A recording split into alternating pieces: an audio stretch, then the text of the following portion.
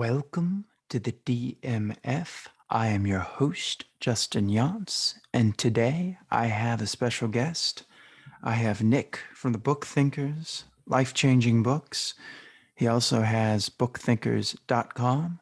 He also has a podcast himself, Book Thinkers, Life-Changing Books.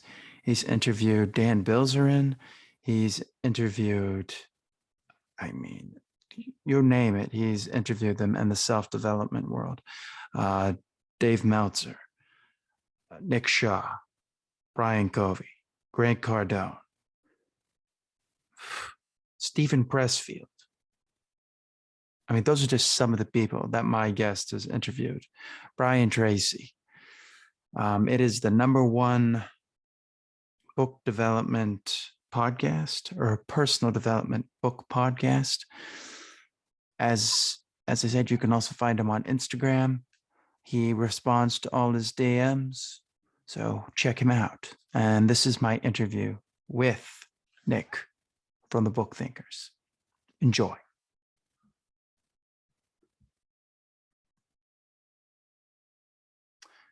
Okay, I have a special guest with me today. I have Nicholas, the founder of Book Thinkers. Thank you for doing this.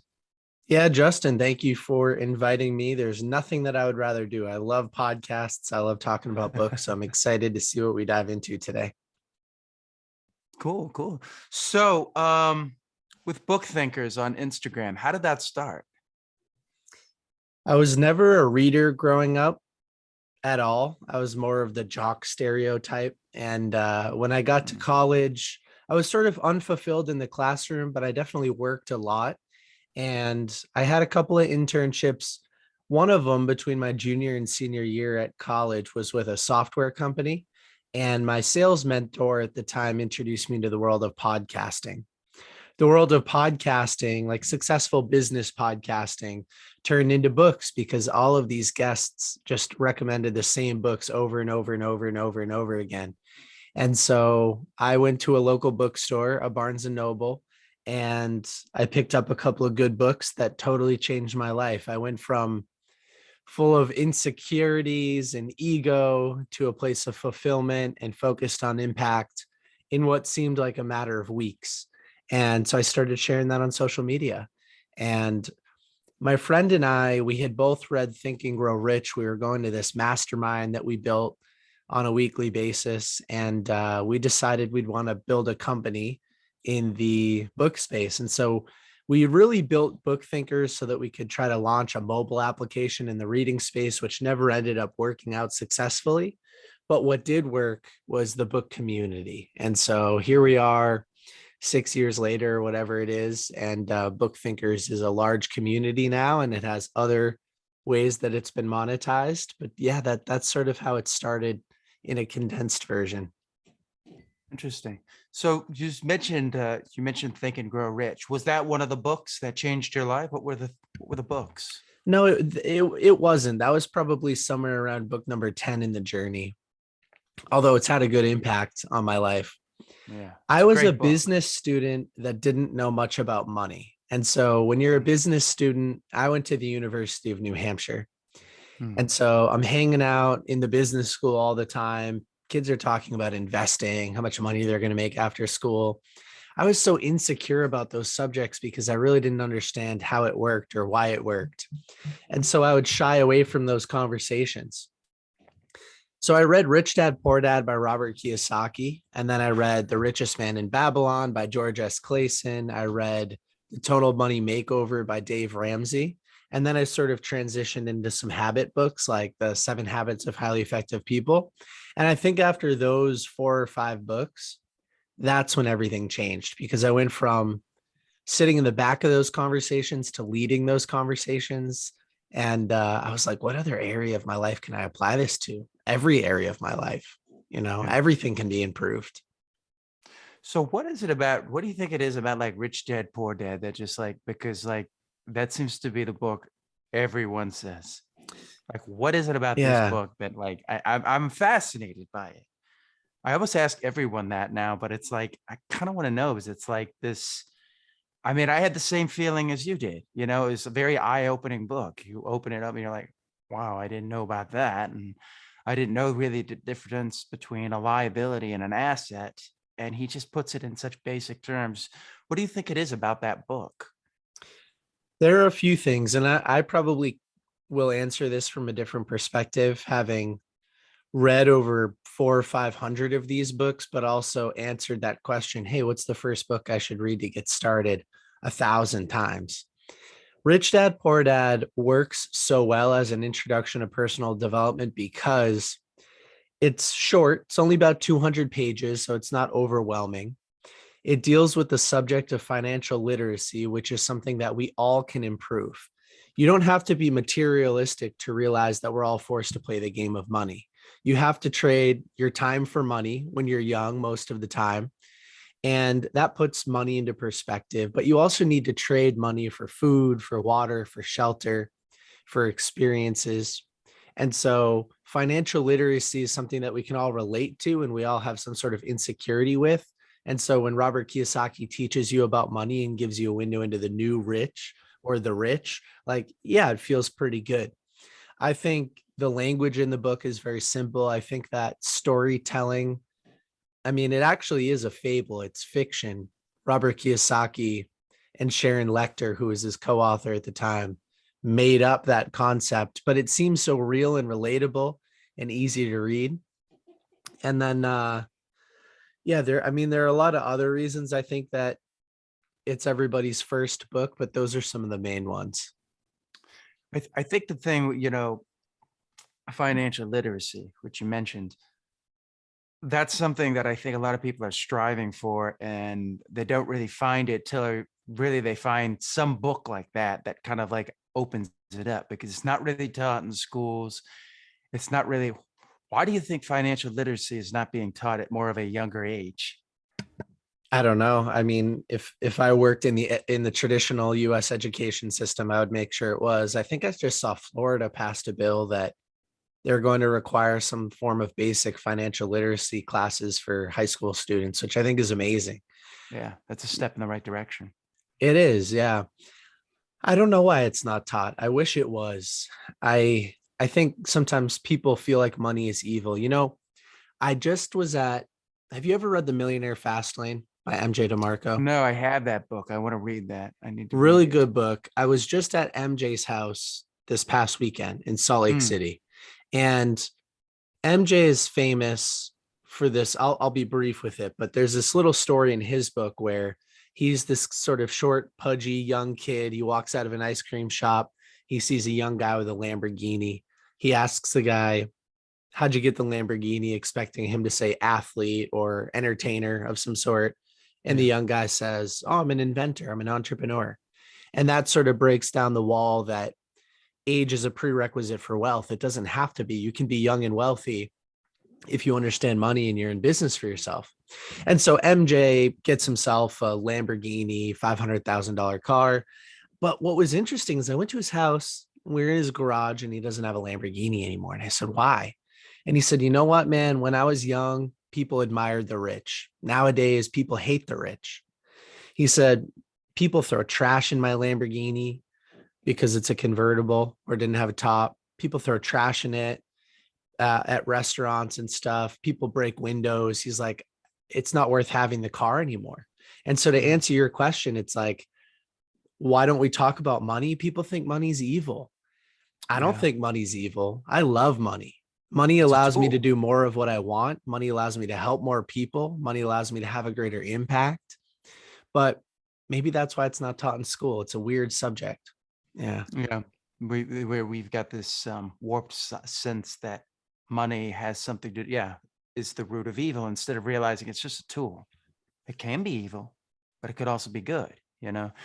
And you're right. The flex generation, as they're calling it now, there seems to be a backlash to that now, where people are seeing that, the Lamborghini, and they're seeing that, and then it's like, I don't know if it's hitting something about the waste in America. If like that's something there, I don't know, but like to destroy somebody's public property, but it's like it's almost as if, from what you're telling me, it's like they're saying, well, he shouldn't have it anyway. So I'm going to just, throw stuff in it, which is unfortunate because that's the wrong mindset to have. But Yeah, especially when somebody, there's a law, there's something called the law of value in The Go-Giver by Bob Berg and John David Mann. And it says something like your income is determined by the number of people you serve and how well you serve them. And so most of the time, entrepreneurs who have a Lamborghini are helping a lot of people. And that's just, it's another yeah, mindset switch. And for those listening today that haven't read Rich Dad, Poor Dad, I think the subtitle is something like what the poor and middle class, or what the rich teach their kids that the poor and middle class do not. And that's because, like you said earlier, Justin, the subject of money is not taught in school, which means not everybody is on an even playing field. The subject of money is taught in the home. And so if you come from a poor or middle class family, you're going to learn poor or middle class money habits. If you come from a poor home, you're going to learn how to take on a lot of debt and spend everything that you have. If you come from a middle class home, it's the same thing. If you come from a rich home, though, you're going to learn rich money habits. You're going to learn what the rich do that the poor and middle class do not.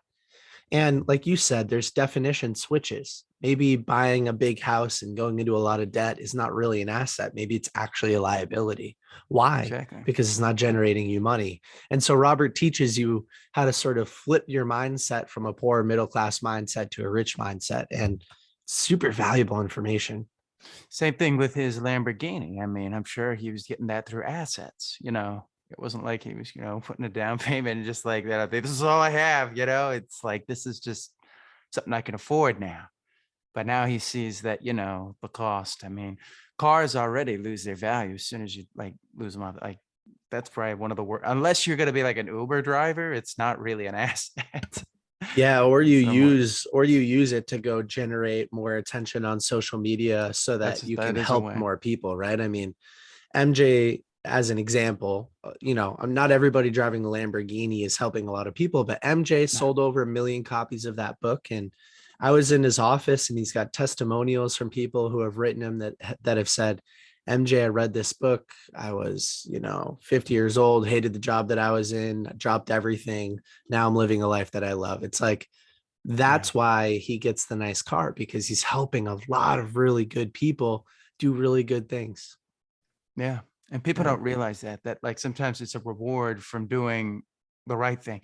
I think it's too put in society that the only way to get that is to ruin everything. And I think a lot of that is programming through films, books, the culture. The culture wants to look at the same way we look at somebody who speaks well as, oh, they must be snide, they must be pompous, they must be that. It's like, no, they might just speak well.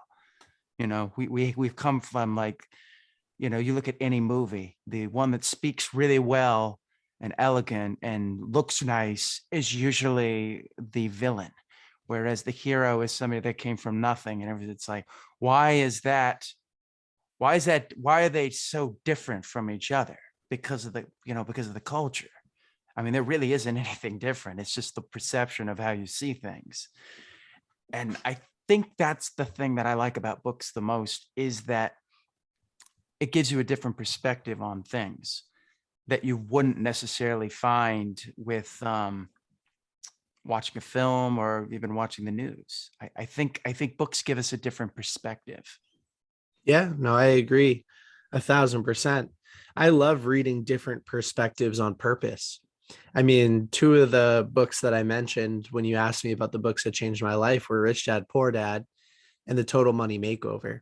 Those are two very different and polarizing views on money. They are completely opposite views. But when you read both and you sort of pick and choose what can be implemented into your life and you sort of keep the other perspectives in the back of your head, then yeah, you become a less biased person. You become a more worldly, diverse person. And, for me, I'm always improving my ability to articulate what I'm thinking. I'm trying to improve my speech all the time. But when I was younger, I was very insecure. And it took me a long time to communicate what I was thinking effectively. I did door to door sales for 2 years. I did phone sales for years. I took public speaking as a minor in college. I did oh, what do you call, oh, Toastmasters. I did Yeah. Toastmasters for over a year. And then I got behind social media and I started making videos. I've made 1,000 videos over the last couple of years. And then you watch them back and you look for opportunities to improve. And so when somebody says, oh, they're a good speaker, they must be pompous or whatever, or they worked really, really hard because they know that effective communication is one of the keys to success. You know what I mean? Yeah, absolutely. Absolutely. And it sounds like something like that was yearning in you to come out, and you were just finding the right avenue to come out of it. Whereas, yeah, Toastmasters is good, but it's going to teach you a very, specific way of doing it. But like you said, learning each one of those things, you're like, well, I take a little bit of from here, I take a little bit from here, I take a little bit from here. It's the same thing kind of like with a book, uh, you know, I mean, it would be dangerous if you just took the Robert Kiyosaki idea and just said like, this is the definitive way. It's like, no, this is one way. And this is an eye-opening way to look at things and improving through books.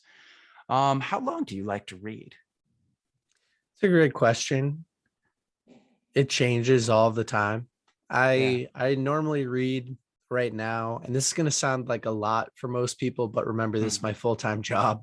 I normally read 2 to 3 books per week.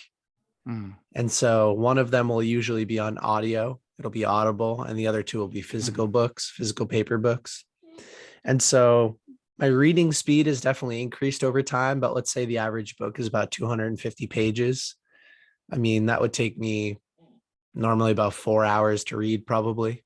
mm, And so I'm reading for 8 to 10 hours a week, maybe more. And I'm listening. I normally listen to much longer books. And so I'm normally listening to 10 hours every week mm. as well. So probably 20 hours a week, maybe Now, more. do you have you looked at speed reading? Is that Yeah, something that definitely. what do you think of speed reading? I love the concept of speed reading, and funny enough, I've just never fully implemented it. I read a lot faster than most people do just because of repetition, but there's a metaphor inside of Limitless by Jim Quick that I really like, where he says, Yeah, it's a great yeah, book. if you're driving down the road at a measly 20 miles an hour, you have the opportunity to sort of look to your left and look to your right and read some mailbox numbers and check out what types of clothes people are wearing that are walking by. But if you're flying down the street, you have to keep your eyes glued to the road. And so speed reading can actually improve retention. It can actually improve comprehension, and you get more done faster because you can't be distracted. Your brain is fully engaged. And so I think he calls it smart reading. Like, I'm definitely a smart reader. I try to Mm. minimize distractions. I really focus on what I'm reading. I really try to reflect sometimes in real time on what I'm reading. But and I do read fast.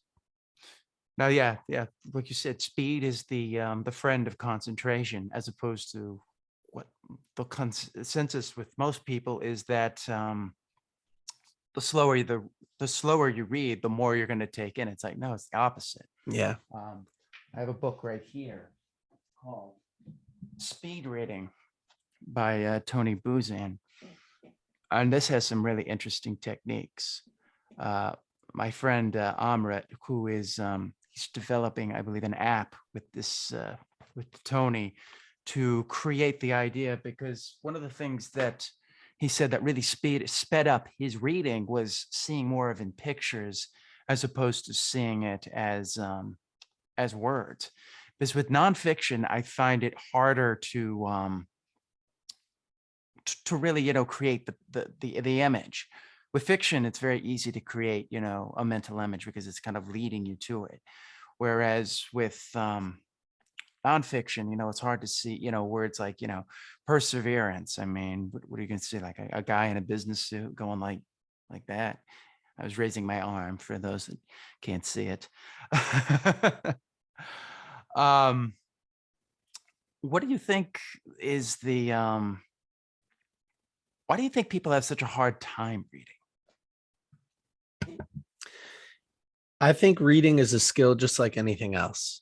I often use the metaphor that I've never golfed before. And so if I go out and I try to play 18 with my friends that golf, it's going to be embarrassing, right? I'm brand new. I'm going to be hitting balls left and right. And, it'll just be embarrassing. And I think sometimes people think reading is some sort of like you're born with the ability to read and concentrate. No, it's a skill that you have to develop over time.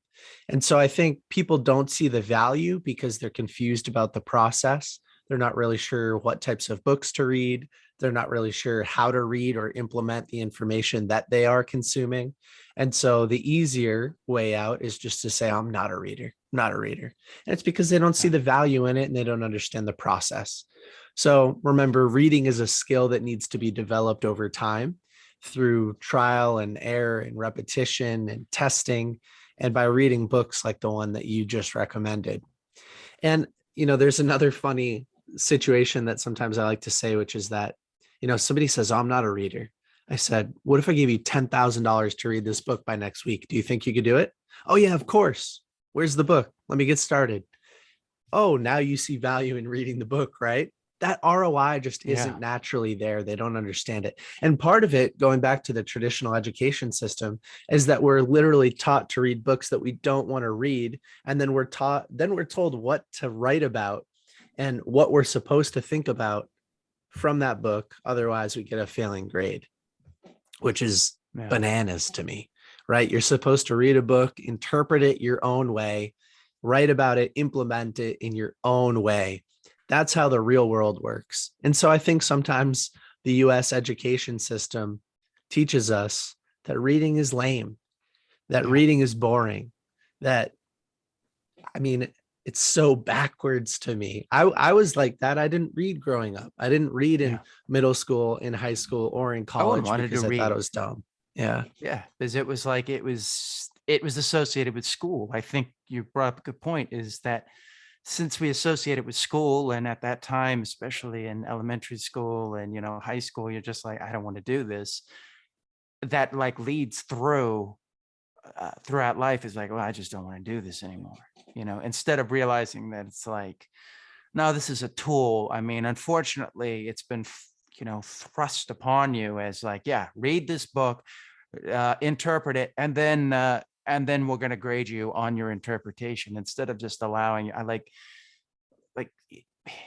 it's kind of backwards that we're having them, that we're grading you on your own interpretation. It's like there shouldn't be any wrong way, unless you just didn't do anything, with a book, because everybody's perspective will be different. Yeah. And one of the interesting things about entrepreneurship is that in the real world, you want to fail as fast as possible, because failure will create progress. Failure is the best teacher. All those cliches are cliches for a reason. Yet in school, you're taught to conform and that you're not supposed to fail. And so I watched a video recently where Alex Hormozy, he's an entrepreneur and author, he said that any test that you can take with a phone and get 100% is a poorly designed test. And that's most of what we're taught to do in the traditional education system. Memorize something that's going to become useless anyway, because you can just Google it. Yeah. And then answer definitions, blah, blah, blah, blah, blah. And then you're out. And the tougher stuff, interpreting a book your own way and articulating that, isn't being tested because it's hard to grade fairly. But that's the type of real world stuff that you can actually apply and do something with in business. Now, obviously, you don't want your surgeon or something like that having to Google something in the middle of a surgery. I get that. Not every discipline's the same, but for most real world stuff, if you could Google it, it's not worth testing. Yeah, absolutely. No, it's just a bunch of useless facts, instead of realizing that, the bigger picture. So many people are saying this. Gary, I can never pronounce his last name, but Vaynerchuk. I'm sure you know exactly who I'm talking about. Yeah. It's designed to create workers.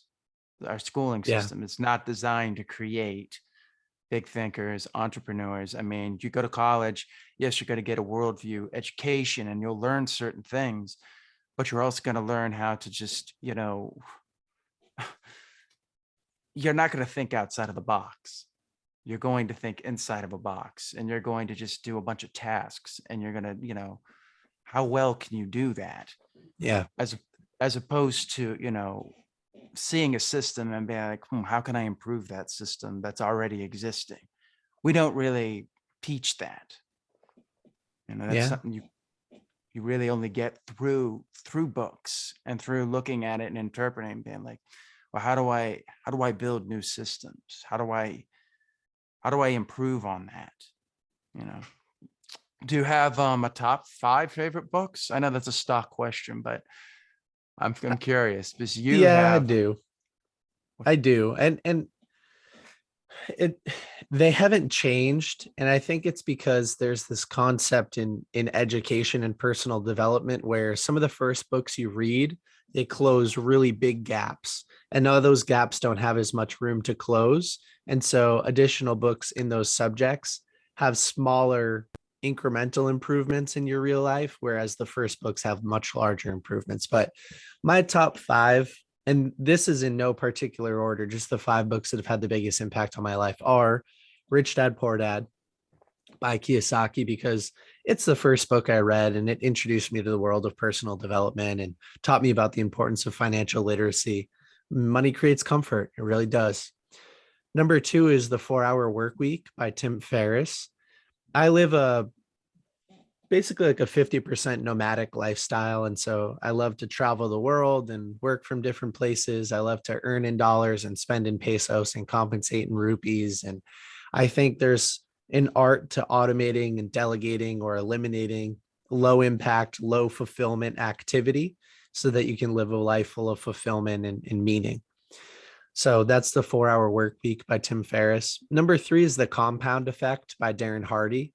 That book taught me the importance of small steps in the right direction over a long period of time and how they'll lead to disproportionately positive outcomes. So I really love that book. And I've seen the compound effect work in social media. I've seen it work in my bank account. I've seen it work in relationships. So that's a really good one. Number 4 is, I mentioned earlier, The Go-Giver by Bob Burg and John David Mann. That book taught me the reciprocal relationship between giving and receiving. It taught me that law that I mentioned earlier, which is that your income is determined by the number of people you serve and how well you serve them, and that money is nothing more than value exchanged. And so if you provide more value, you'll get more money. And then number 5 is a book called Vagabonding. It was written by author Rolf Potts, and it's the art of long-term world travel. And so, like I said, with the 4-Hour Work Week, I spend 6 months of the year traveling internationally with my girlfriend and visiting new places and experiencing new cultures and trying new foods and meeting new people and trying new languages. And to me, which you actually just mentioned, Justin, the importance of getting outside of the box and embracing discomfort. Like Tim Ferriss has a quote that like life is lived at the edge of your comfort zone or something like that. And I think that's true. And I think that's accelerated when you're traveling internationally because you're always uncomfortable. And so that's one of the reasons it's one of my top 5 favorite books. But those are my 5. It's interesting. The only one I did not know was Vagabonding. Yeah. That's an interesting book. I'm gonna have to check that out. Was that recommended to you, that book? One of my favorite podcasts is the Tim Ferriss Show. So Yeah. Tim's the author of the 4-Hour Work Week, but he also has a pretty popular podcast. And Tim loved that book. And he read it when he was a little bit younger, and he took it with him while he traveled internationally for a long period of time. And Tim actually helped Rolf get the audiobook created. So Tim wrote the foreword to the audio version and produced the book for Rolf. And so because of Tim, I read the book. And I do think it was also recommended to me by a friend early, maybe before I realized that Tim was involved with it. Yeah. Interesting. It sounds like an interesting book. That's something I definitely want to check out. Vagabonding. Interesting. Yeah, Vagabonding. And I interviewed Rolf as well for my podcast, and we had a really fun conversation. So if anybody wants a free preview to the book, you can check out that conversation. Now, do you prefer to read with books or Kindle? Physical books, definitely. Why? I understand the benefits of a Kindle. I have a Kindle, but well, a couple of reasons. Number one, my entire social community is built off of pictures and videos of physical books. So I always need the physical books. Um, but when I'm reading physical books, I really like writing in the margins. I really like circling and highlighting things. I really like making my own notes. Sometimes I even draw pictures of what I'm seeing when I'm reading those books, like we talked about a little bit Yeah. before, the visualization piece. I go as far as ripping out pages and carrying them around with me. If I want to reread a page a few times throughout the day, I'll tuck it in my pocket. I'll tape a picture, or sorry, I'll rip out a page and tape it to the bathroom mirror sometimes if I want to revisit it a few times. And I just love feeling the physical book. I love the weight of the books in my backpack. I was just on a plane this past week and I had like 4 or 5 books in my backpack and it's super heavy. And I'm like, I just like being reminded that the books are there. And so there's a lot of Yeah. reasons that I like reading physical books. And I think although Kindles don't have pop-up notifications, there's something about being away from technology that I really enjoy too. Going down to Yeah. a coffee shop in Colombia or something like that and spending the morning with a cup of good coffee and a book. I just, away from all technology. I love that. Now, one of my mentors, somebody that coaches me on a weekly basis, recently said that a book is like having a physical map and a Kindle is like having a smart map. Because with a Kindle, you're tracking reading progress, you're reading faster, you can look up definitions in real time, you can highlight and export your notes. You can also write notes inside of a Kindle. So there are a lot of advancements happening. I just a physical book guy. Yeah. Yeah. Interesting. The thing I like about the Kindle is, though, I wish it was a little bit bigger so that it resembled more of a book, page, because sometimes when you chuck to the next page, it's still that same page. So I like the idea of being like, this is page one, this is page two, whereas it's kind of like condensed too. But it'll take like a book like let's take a book like the 48 Laws of Power, which is a gargantuan book. I mean, for me, the way I tackled it was just like reading a chapter a day. But it's a fascinating book because it talks about it reflects on history and it shows basically we haven't really changed that much in some ways. Even you look at the French Revolution, it's pretty similar to what's going on right now. um which I don't know how I'm getting onto this. um I interviewed Robert for my podcast and yeah, I say that. I listened to the book in advance of that because that's what I do. I'll listen to massive books because I can get through them Yeah, much faster. Yeah. yeah, for me, I he's a really interesting author, the way he writes. But yeah, this is getting back to the Kindle. One of the other things I like about it is you can't do anything but really read with a Kindle or an e-reader. I don't want to just sit here and say there's other ones out there other than the Kindle.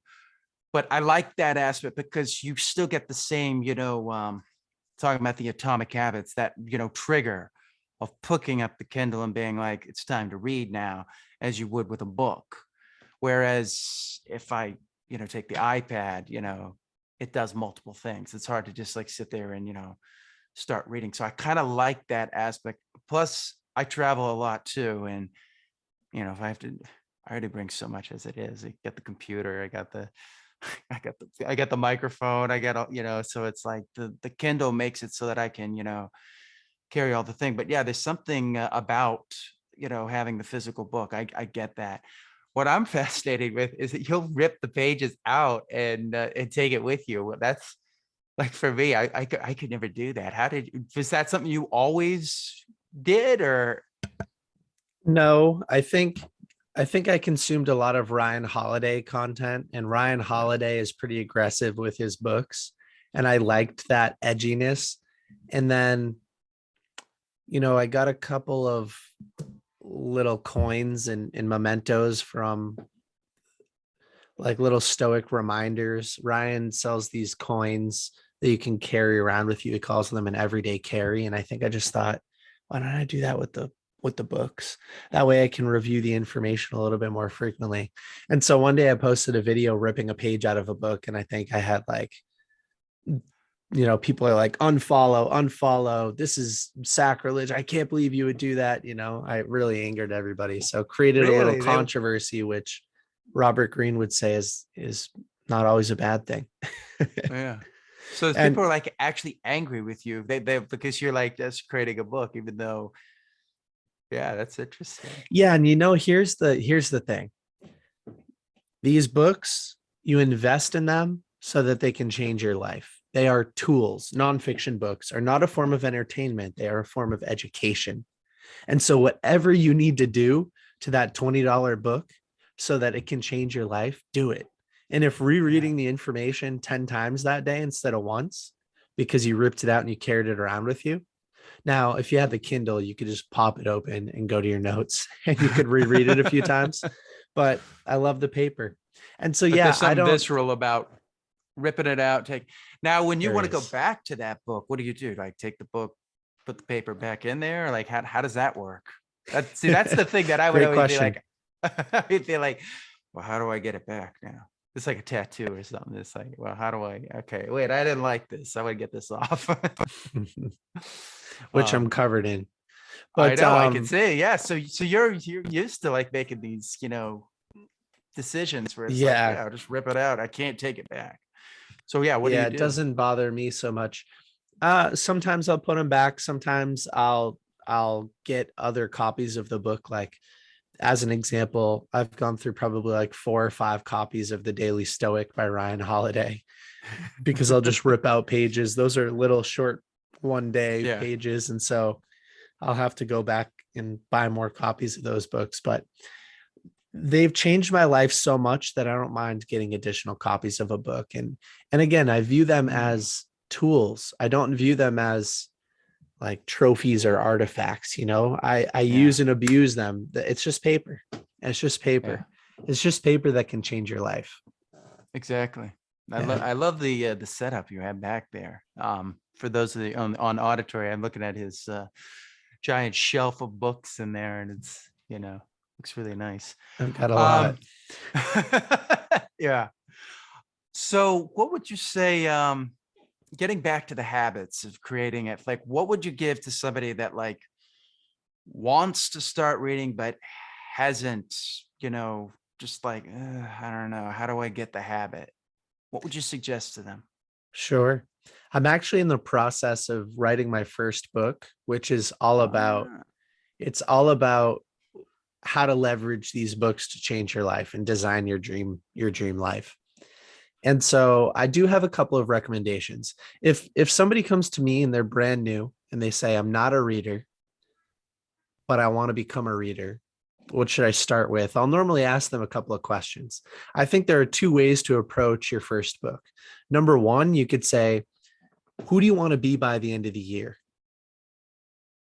And what's the difference between where you are today and where you want to be? And they'll come up with a couple of things. I'd like to make a little bit more money, or I'd like to be a little bit healthier.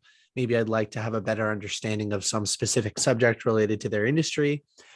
Great. Let's create a gap between who you are today and who you want to be. And then let's go find some really good books that can help you bridge that gap. That way, they'll be motivated enough to finish the book because there's some sort of tangible outcome that they're looking for, some sort of measurable outcome. And we'll set a goal around it. Maybe you want to read 2 or 3 books that are going to help you clean up your debt, or maybe we're going to read 2 or 3 books that are going to help you learn that skill set. And one of my biggest recommendations for people, this is something that I don't hear a lot of people talk about, is you want to have a very clear intention for reading the book. Otherwise, you're not going to pick it up as a habit. And so for me, oftentimes I'll create my intention before I read the book, and I'll write it on the inside cover. And every time I open up that book, I refresh the intention. I try to feel the emotion behind why I have that intention. And then my brain will filter for information that can help me achieve that goal or that outcome. yeah. And so that's number one. Number two is if somebody doesn't really have a clear idea of who they want to be or where they want to go, they don't have anything that they want to learn. They just know that books can help them change their lives. So maybe they're a little bit earlier in the process. I say, who are your ideal mentors? Who are people that you look up to that you're fascinated by? And you can read their books or read books written about them. If you're an entrepreneur and a creative, maybe it's Steve Jobs. If you're an artist, maybe it's Leonardo da Vinci. If you're into American history, maybe it's Benjamin Franklin.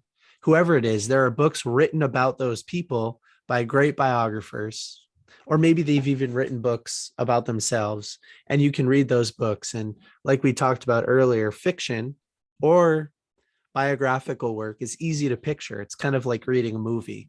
And so you can get through it. You're already going to be fascinated by those people. And so, although that was a long-winded answer, those are sort of the two No, buckets that's for people that are new. fantastic.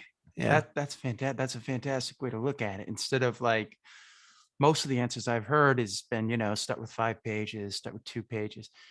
You're saying start with an intention. And I like that. And then if you don't have an intention, just, feel it out. I like that, as opposed to, start with what is it that you want to do with the book, instead of just like, well, let's, read 5 pages, and, it becomes a means goal, as opposed to, a goal that, is, a world goal that'll like change you. All right. So we're about to wrap up here. I ask everybody this. You're an entrepreneur. What is your beginning of the day routine? I have I have taken this to the extreme and I have done nothing and everything in between. So there there were 6 month periods where I had 20-step morning routines. And then there are periods like right now where I only do a couple of things. So right now I sleep in until I want to wake up. Sleep is so important. I track everything. I wear an aura ring while I'm sleeping. I pay a lot of attention to my sleep and my energy. So right now I sleep in and then I'll meditate for 10 minutes after brushing my teeth before I turn anything on. And right now I'm actually using the built-in meditation function with my aura ring, but I've tried every app. I've tried brainwave devices. I've tried everything in between.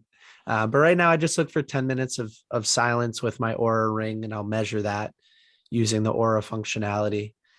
And What is it then, about the aura, the aura ring that you liked better than the, just you mentioned the brain thing, stuff for yeah, this, what is it about? I used a Muse device for a long time that would actually give you real-time feedback and measure brain waves. And so Mhm. here's an example of how that would work. You would put on a soundscape. Let's just say it was the rainforest. And you'd hear maybe some birds chirping and a little bit of noise when your brain was calm. And the minute that your brain would start to wander off and the frequency of your brain waves would change, the device was reading it in real time. And let's say I started, I went from focusing on my breath to starting to think about what I was going to eat for lunch that day. And you would start to hear the rain would really pick up, and eventually it would turn into a storm. And that would say, oh, go back and focus on your breath. And then you'd hear the rain clear up. And it happened in real time. It's amazing. Yeah. But it was just such a process to go through that every day. And I did it for probably 6 months or maybe a year even. Right now, what I like about the Aura Ring is that I don't have to wear headphones. It's a really easy setup. I just open up the app. I can pick from a variety of different meditations. I'll listen to them out loud. They range from 5 to 25 minutes, and I'll just pick one for the day, depending on what I'm feeling. And it's quick, it's easy. I'm in and I'm out. Sometimes when you have an entire process and it's a little bit more intense and challenging in the morning, you Yeah. procrastinate and then you don't get it done. Yeah. I understand that. Yeah. Sometimes it's like, I find that with meditation, you'll have like Joe Dispenza, he has, it's, you better be prepared for like 45 minutes to an hour to meditate, where Yeah. that, can be just, I don't know if you've read his book, Becoming Supernatural. I have. Yeah. And I He's, saw him speak last year. He's amazing. yeah, he is amazing, but his meditations take a long time, where I like, so the aura, you just put that on, and it just kind of measures all those things. Yeah, it measures your vitals. I mean, it only gives you a couple of pieces of feedback, I think, on the meditation. But for me, it's more about just there's no barrier to entry. I'm already wearing it because I just woke up. I slept with it. Yeah. I just open up one app on my phone and it's done. And it's not distracting. And then the second thing that I'm doing right now is just focusing on gratitude after my meditation. So I've got a Discord community and I just toss 3 things that I'm grateful for in there every day. And that's it. But I've also had 20 something step morning routines that I've followed religiously for 6 months at a time. So right now I'm just in an easy period. So it just changes all the time. And I like that. It's a good idea to have, as opposed to having this fixed idea, because that can happen and then it becomes very rigid. Whereas you're very open to new things. I'll try this. Maybe I don't need to meditate for 45 minutes. Maybe it's just 10 minutes. Maybe it's 5 minutes, it's changing all the time. I think that's a good way to look at it, and I haven't heard that Yeah, and opinion. I'll tell you what, when my routines were longer, I used to give myself like I would wake up 2 hours earlier than my first meeting and give myself 2 hours to go through the morning routines. And it involved a lot of journaling, it involved a lot of visualization activities, it involved some different health related activities. Like I had a morning cocktail that I made every day with Himalayan sea salt and lemon and water. I had some physical activity things to get the blood flowing. I had certain books that I was reading, like the Daily Stoic. And um, just right now, I don't need it. I feel Yeah, good without it. that's great. Yeah, Yeah. that's all. So do you have a nighttime routine, or is that kind of in the same world as that? Yeah, they sort of go hand in hand. So when I've had really long morning routines, I've also had pretty intensive evening routines. Right Yeah. now, I don't have much of an evening routine.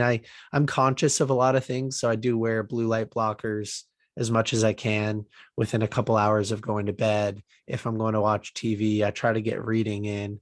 I do take some nighttime supplements and stuff like that, but right now it's pretty minimalistic as well. It's pretty light compared to what it used to be, which was a lot of uh yeah, a lot of journaling and stuff before I would go to bed. So you're part of the 5 p.m. club. Yeah, not the 5 a.m. club anymore. Yeah, the 5 p.m. club. I say it's the opposite of that. Yeah. um, so you mentioned meditation. Do you have a specific meditation that you do, or is it personal? Like how do you meditate? Well, right now my meditation, like I was saying before, is just set up the aura ring and I'll follow a guided meditation. Yeah. So a lot of it's focused on breath work. Sometimes different guided meditations are focused on different intentions like focus or peace or whatever the case is.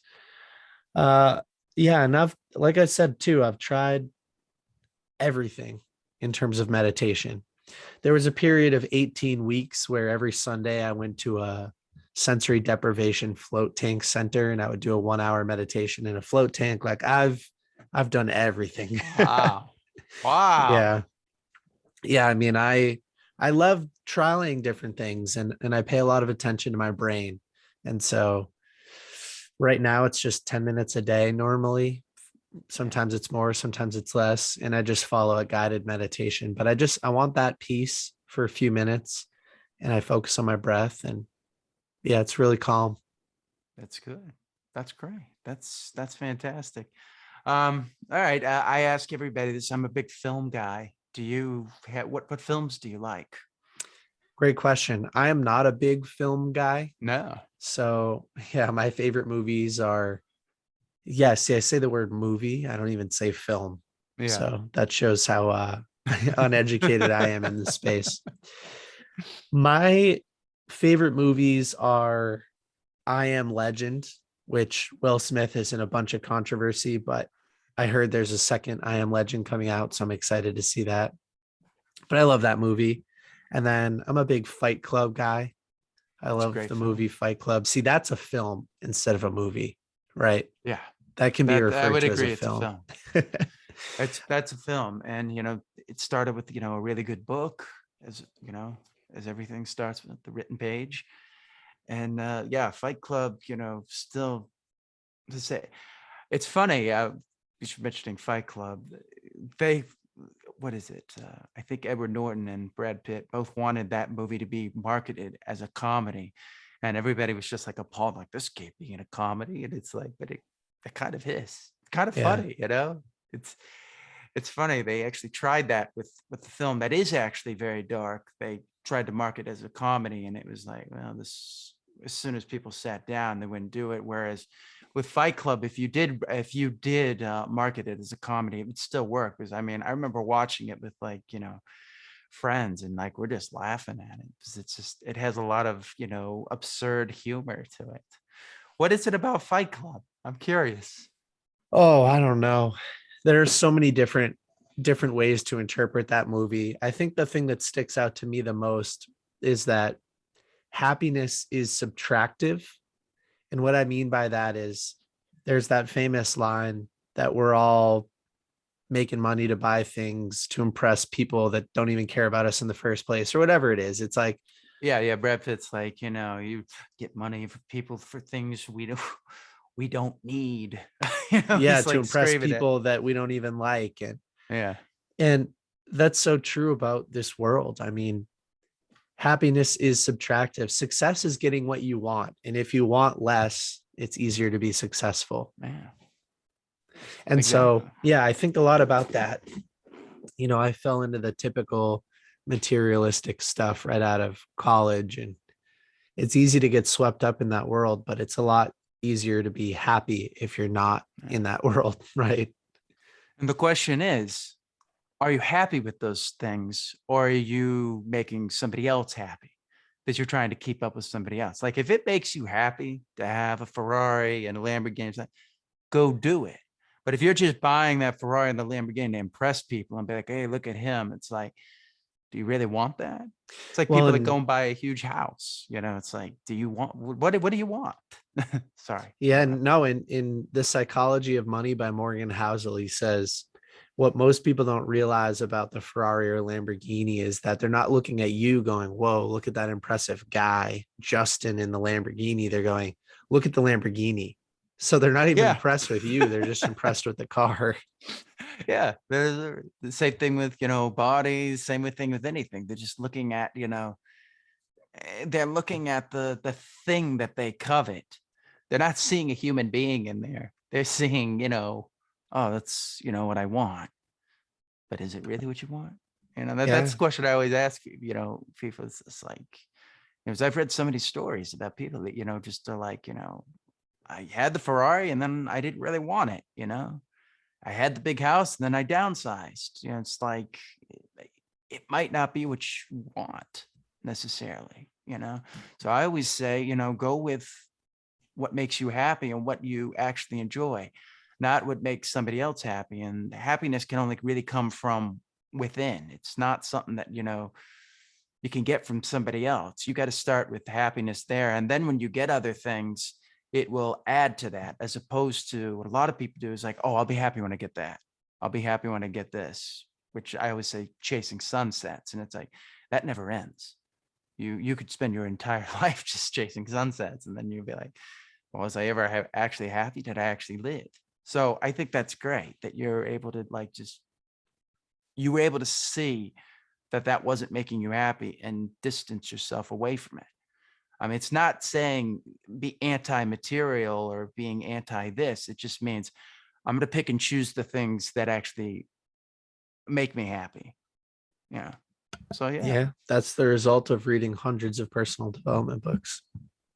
exactly. Well, I want to say thank you for doing this. I really appreciate this. Yeah. Well, thank you for the invitation, Justin. I appreciate it. This was great. How can people reach you? I'm easy. Just Instagram is our largest community. Just DM me at Book Thinkers on Instagram, and I answer every DM. Sometimes it takes me a week or two, but I Yeah. answer everyone. So if somebody needs a book recommendation or needs help with something, just don't hesitate to reach out. I'm focused on positively impacting as many people as I can by introducing them to books that can change their lives. And so, yeah, it's my world. Yeah. That's what I do. Help people with this podcast. I want people to see that like reading has changed people's lives, and it's not that hard to do. It This is the way to go about it. So thank you so much for doing this. Yeah, you're welcome.